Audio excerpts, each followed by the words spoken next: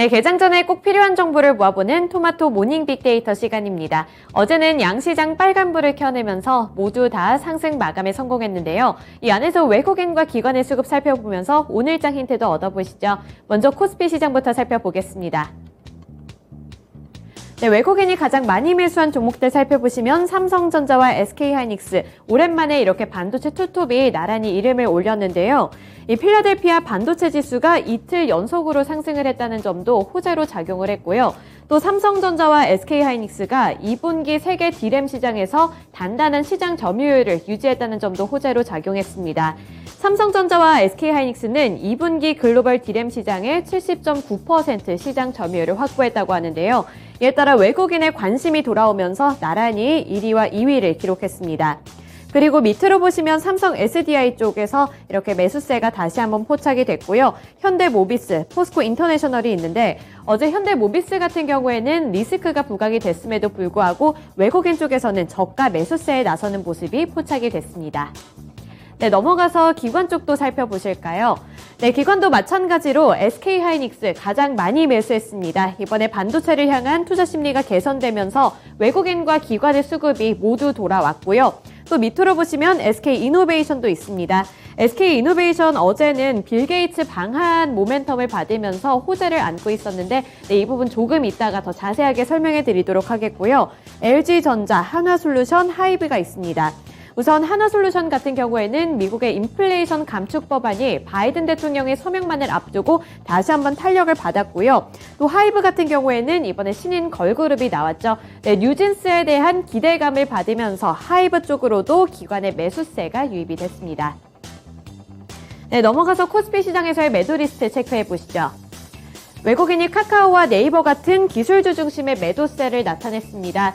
최근에 나스닥 시장이 반등에 성공하게 되면서 이 기술주, 국내 기술주인 카카오와 네이버 쪽으로도 투자 심리가 많이 개선이 됐었는데요.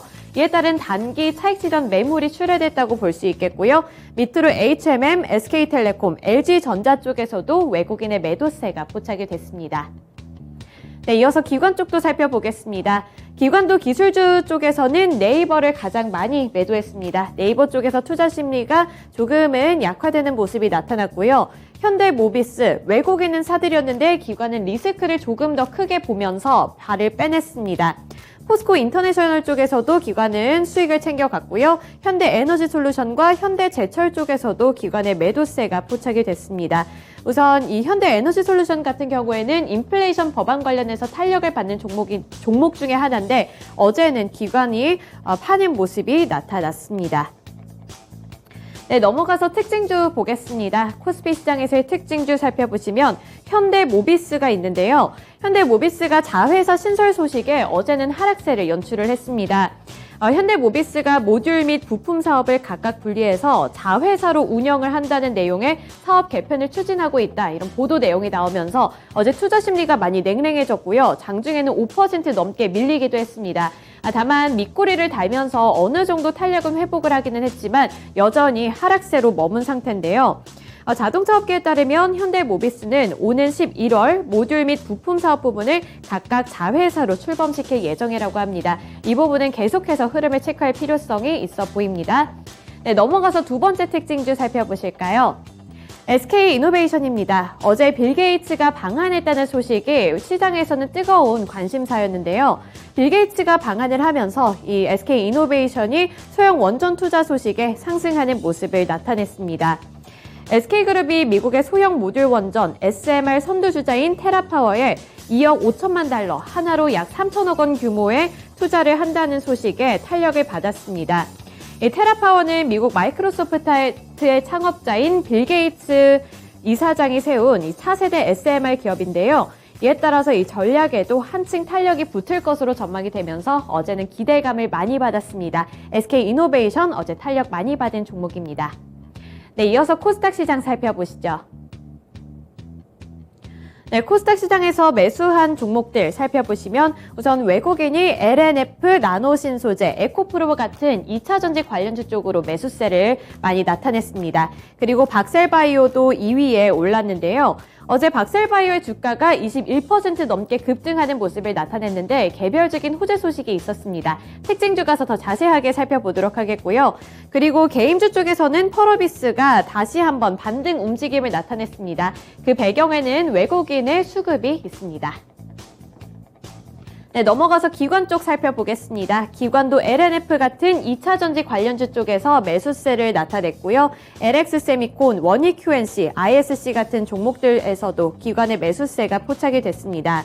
우선 원익QNC 같은 경우에는 어제 삼성전자에서 신형 폴더블폰을 출시함에 따라 이 폴더블폰 부품 관련주들이 탄력을 받았는데 그중에 원익QNC도 기관의 관심을 받은 종목이고요. 그리고 진단키트 관련해서 시젠도 이름을 올렸습니다. 네, 넘어가서 매도 리스트 체크해 보시죠. 우선 외국인이 HLB, 현대바이오 같은 이 바이오 쪽에서 많이 파는 모습이 나타났고요. 2차 전지 쪽에서는 에코프로비엠이 탄력이 좀 둔화가 됐습니다. HYTC 쪽에서도 외국인의 매도세가 포착이 됐고요. 엔터 관련주에서는 JYP 엔터테인먼트가 이름을 올렸습니다. 이번에 JYP 엔터테인먼트 기대감을 많이 받고 있었는데 외국인이 또 발을 빼내는 모습이 포착이 됐습니다. 네, 넘어가서 기관 쪽 살펴보겠습니다. 기관도 마찬가지로 에코프로비엠 통해서 수익 실현했고요. 또 컴투스 같은 게임 관련주 쪽에서 이렇게 또 발을 빼내는 모습이 나타났습니다. 셀트리온 헬스케어도 마지막에 이름을 올렸고요. 셀트리온 헬스케어를 비롯해서 HLB 같은 이 바이오 쪽에서도 기관의 매도세가 포착됐습니다. 네, 코스닥 시장에서의 특징주 살펴보시죠. 박셀바이오입니다. 항암 면역세포 치료제 임상시험 발표 소식에 급등세를 연출을 했습니다. 박셀바이오의 주가는 전거래일 대비 21.44% 상승한 94,600원에 장을 마쳤는데요. 이번 주가 상승은 박셀바이오가 오는 개발 중인 항암 면역세포 치료제의 임상 예비 연구 결과를 오는 9월에 발표한다는 소식 때문이었습니다. 이에 따라 기대감을 많이 받으면서 박셀바이오 쪽으로 수급이 좀 쏠리기도 했고요. 20% 넘는 급등세로 장을 마쳤습니다. 네, 마지막으로 오늘 주요 일정도 함께 살펴보시죠. 네, 첫 번째로 미국의 7월 소매 판매가 발표될 예정입니다. 현재 시간 기준이고요. 그리고 가장 중요한 FOMC 의사록이 공개될 예정입니다. 현재 시간 기준인데 우리나라 시간으로 봤을 경우에는 18일 오전 3시에 발표가 될 예정이라고 하니까요. 내일 오전에 나오는 뉴스들을 좀 잘 살펴보셔야 될 것 같고요. 또 마지막으로 미국의 타겟 실적 발표가 예정되어 있습니다.